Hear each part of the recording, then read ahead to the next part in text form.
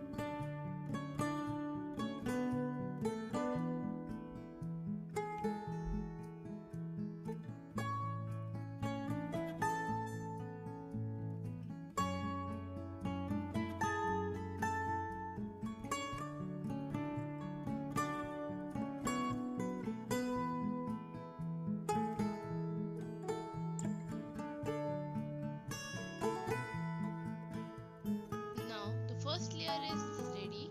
Now keep it aside. Now take two sheets of different color and now make a circle. Now fold it just the way I am doing.